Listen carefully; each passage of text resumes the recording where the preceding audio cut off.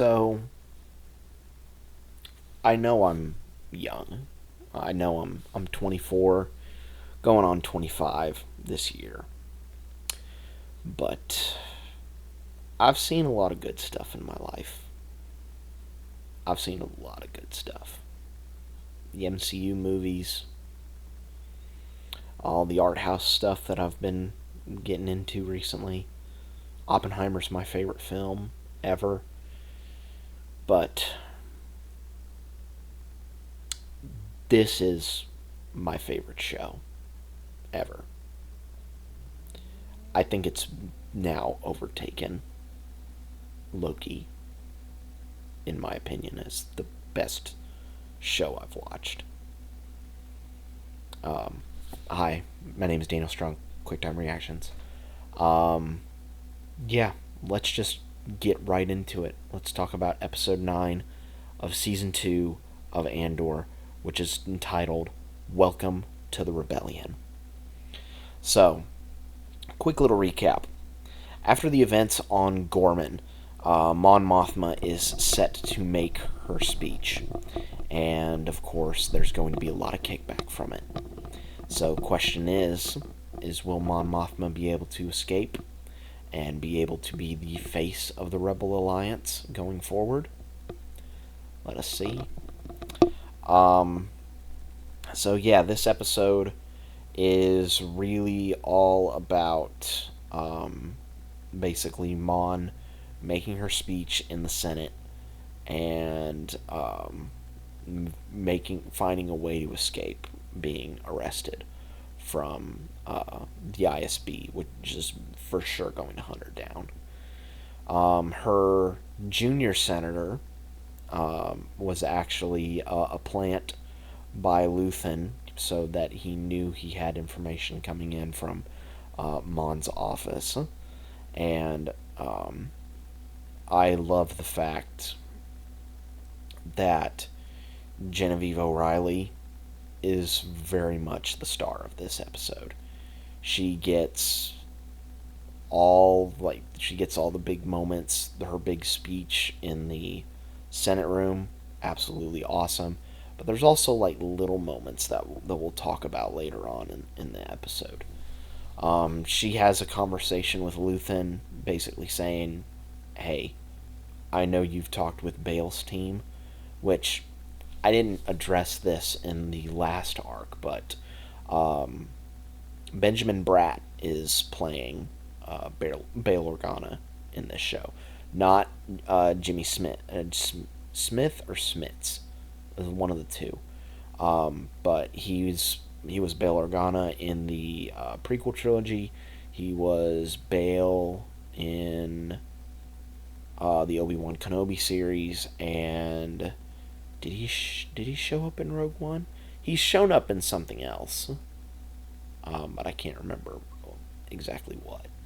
But he had a scheduling conflict, and so they brought in Benjamin Bratt to kind of like fill his spot, which I don't mind with.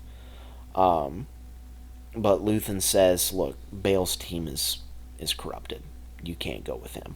You can't trust anything from his team. What his team is telling him." And basically saying, "I have a contact who I trust vehemently." And key phrase is, "I have friends everywhere," which was the title of a previous episode in the show. So after Mon makes her big speech, Cassian is right outside her chamber door and is going to escort her out. He says the key phrase, "I have friends everywhere."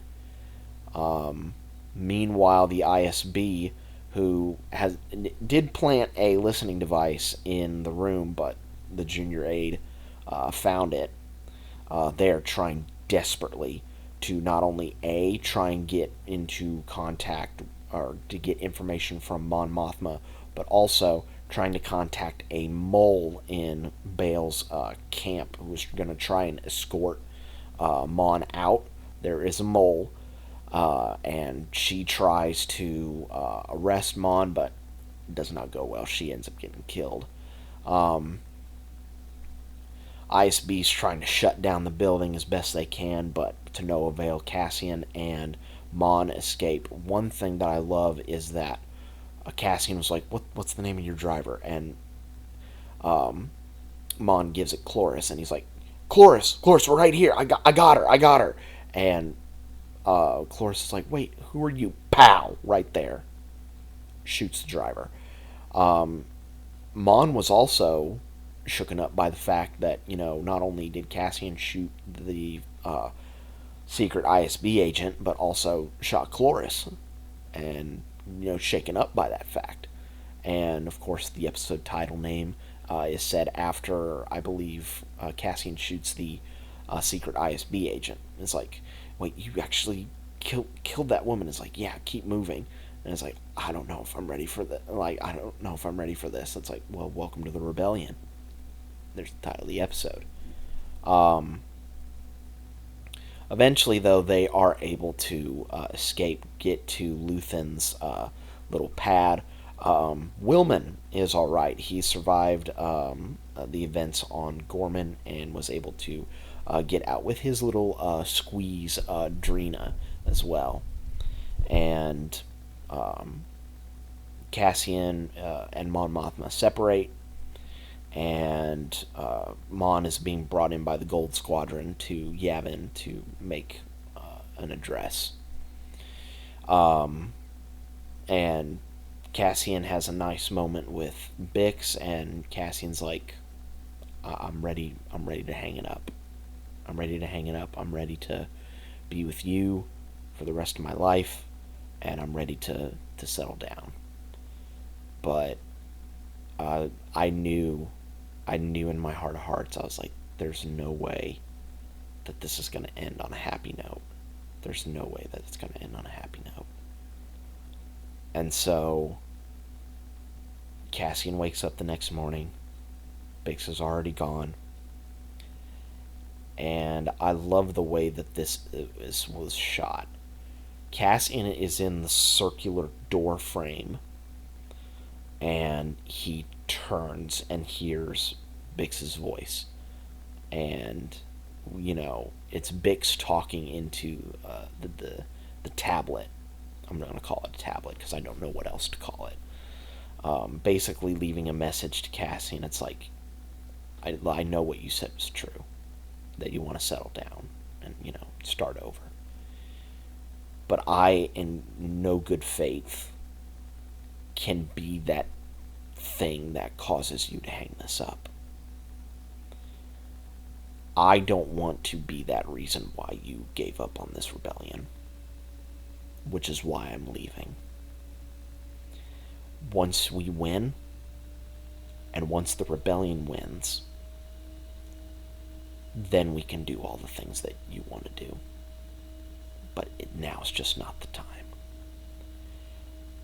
And what stinks the most is that we don't know what happens to Bix from this point forward. I'm assuming. But if I was to hazard a guess, she's probably still alive. And in just a couple of years, Cassian won't be. He will be destroyed on Scarif. And that sucks. It really sucks to think that, Cassian would have had a happy ending if he had survived Scarif. It stinks. But the episode kind of ends on an uplifting note, as Cassian is kind of now conjoined with, he lost one soulmate, but now he's gained another one, K2SO, who was actually voiced by Alan Tudyk, which I thought was really awesome. Yeah, these 3 episodes were incredible. Janice Metz, again, did an amazing job with directing this. Dan Gilroy did an amazing job of writing these episodes. Absolutely incredible work by every single person on this show. If this show does not win any sort of awards or Emmys, I'm going to legitimately be pissed. Because this show is so good. So good.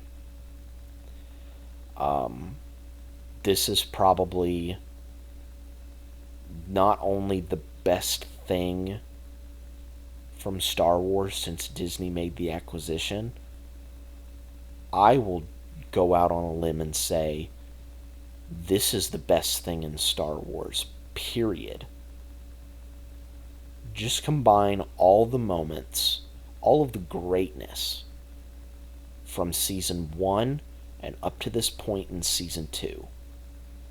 There's so much great storytelling, great moments, great interactions between characters, and you are hooked on every single thing.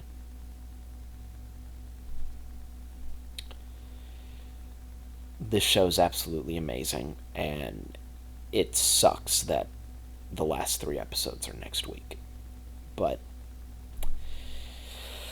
that's just something that we gotta deal with. But that is my review of episode 9 of season 2 of Andor. Absolutely awesome, and I cannot wait for the last 3 episodes next week. It sucks saying that, but that's where we are. Be safe out there, guys, and remember, you can be the spark in your own little rebellion. And I will catch you guys later.